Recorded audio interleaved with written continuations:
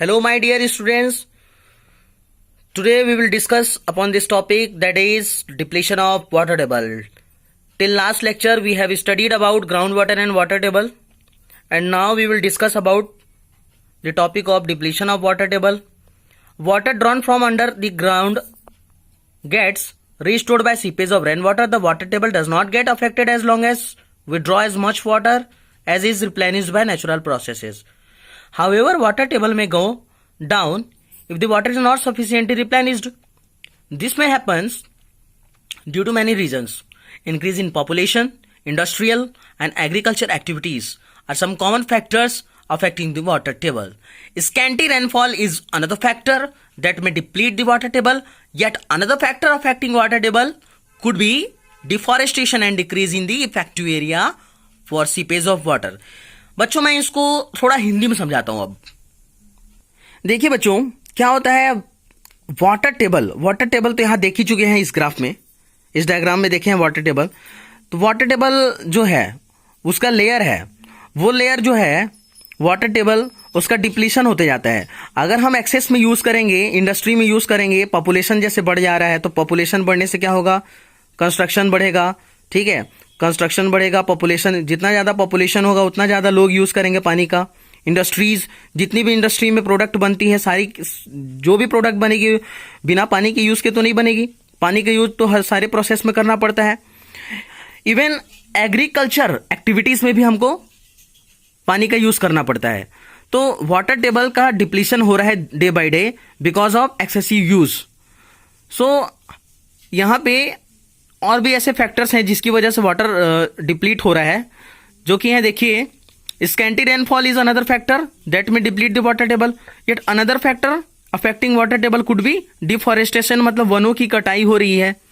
ठीक है ना, जंगल, पेड़ पौधे काट दिए जा रहे हैं घर वर बनाने के लिए। तो and decrease in the effective area for seepage of water. और क्या डिक्रीज हो रहा है कि ऐसे एरियाज जहां पे वाटर की सीपेज होती है वहां पे कंस्ट्रक्शन कर दिया जा रहा है। अब बताइए, रेन वाटर जो है अगर फॉल करेगा तो उसके लिए हमको क्या चाहिए, ऐसा एरिया चाहिए जहां से वाटर का सीपेज हो सके, क्योंकि सीपेज होने से ही ग्राउंड वाटर जो है मतलब जो वाटर है वो ग्राउंड में जाता है। ठीक है, तो ग्राउंड के अंदर तो सीपेज होने से ही जाएगा ना। तो जब तक ग्राउंड के अंदर पानी जाएगा नहीं तब तक वाटर टेबल मेंटेन कैसे रहेगा। तो इस कंडीशन में क्या होगा, वाटर टेबल का डिप्लीशन होता जाएगा। स्टूडेंट देखिए, यहां पे डिटेल में समझाया है कि इंक्रीजिंग पॉपुलेशन, मतलब पॉपुलेशन जब इंक्रीज होगी तो कैसा होगा वाटर का डिप्लीशन। तो देखिए, increasing population creates demands for construction of house, shops, offices, roads and pavements. This decrease the open areas like parks and playgrounds. This in turn decrease the seepage of rainwater into the ground. What could be the consequences? Recall that a पक्का floor does not allow water to seep in easily. पक्का floor मतलब अगर कोई floor पक्का है तो वो क्या वाटर को अलाउ करेगा सीपिंग के लिए? नहीं करेगा। जब सीपिंग होगी नहीं तो अंडर द ग्राउंड वाटर कैसे जाएगा? नहीं जाएगा। जब ग्राउंड वाटर नहीं होगा, ग्राउंड वाटर में नहीं जाए, मतलब जो वाटर है वो ग्राउंड में नहीं जाएगा, तो उसका लेवल क्या होगा, वाटर टेबल का लेवल डिप्लीट होगा। तो ये सब रीजंस हैं जिसकी वजह से वाटर टेबल डिप्लीट होता जा रहा है। बच्चों आगे देखते हैं, more over a huge amount of water is required for construction work, often ground water is use for this purpose. तो कंस्ट्रक्शन वर्क के लिए भी बहुत सारा पानी का यूज किया जा रहा है, ग्राउंड वाटर का भी यूज करते हैं इस पर्पज के लिए, ग्राउंड वाटर को। ठीक है ना। So on the one hand we are consuming more ground water, एक तरफ से हम क्या कर रहे हैं, बहुत ज्यादा पानी का यूज कर रहे हैं। ठीक है। And on the another we are allowing lesser water to seep into the ground. और दूसरी तरफ से क्या हो रहा है, दूसरी तरफ से ये हो रहा है कि जो सीपिंग के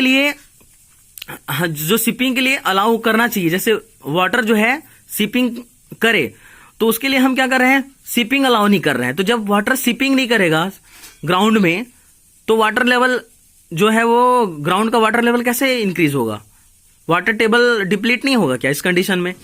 तो एक तरीके से हम क्या कर रहे हैं, वाटर का बहुत एक्सेस में यूज कर रहे हैं। दूसरे वे से क्या हो रहा है, ग्राउंड वाटर को जब यूज कर लिया जा रहा है तो सीपिंग के लिए क्या अलाउ करना चाहिए रेन वाटर को। तो पक्का फ्लोर बना देंगे तो सीपिंग कैसे होगा बताओ? कंस्ट्रक्शन करेंगे तो सीपिंग कैसा होगा वाटर का, और वाटर का अगर सीपिंग नहीं होगा तो सॉइल में जो क्रैक वगैरह रहती है, ठीक है, अर्थ में जो क्रैक रहते हैं वहां से तो सीपिंग होके वाटर जो है कहाँ जाता है, ग्राउंड में जाता है। तो सीपिंग ही अलाउ नहीं करेंगे तो एक तरीके से यूज भी करेंगे ग्राउंड वाटर को एक्सेस में, और सीपिंग भी अलाउ नहीं करेंगे, तो इस कंडीशन में क्या होगा, डिप्लीशन होगा ना वाटर टेबल का।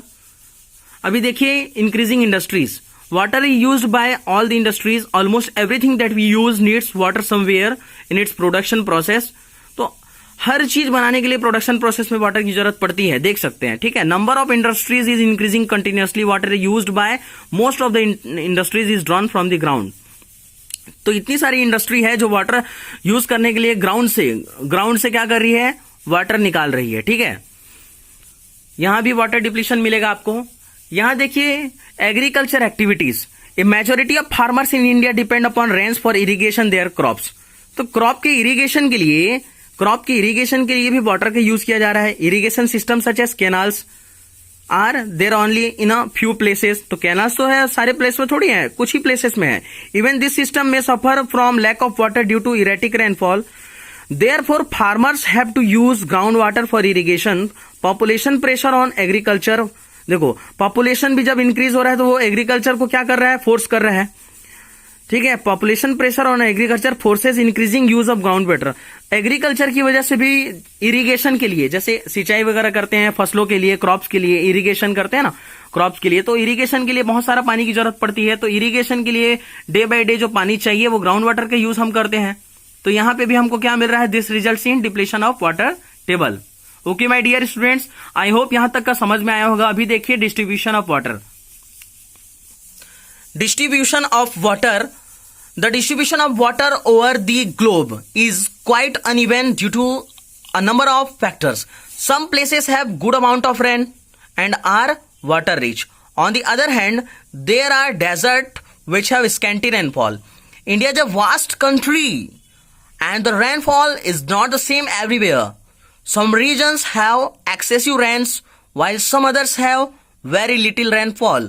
Excessive rain causes floods, whereas the absence of rains results in droughts. Therefore, some region in our country may have floods while other may suffer from droughts at the same time. देखिए students, distribution of water का थोड़ा हिंदी में समझा रहा हूं मैं। हो क्या रहा है यहाँ पे, इंडिया एक वास्ट कंट्री है। कुछ प्लेसेस पे रेनफॉल अच्छे से होती है, कुछ प्लेसेस पे रेनफॉल बिल्कुल नहीं होती या फिर बहुत कम होती है।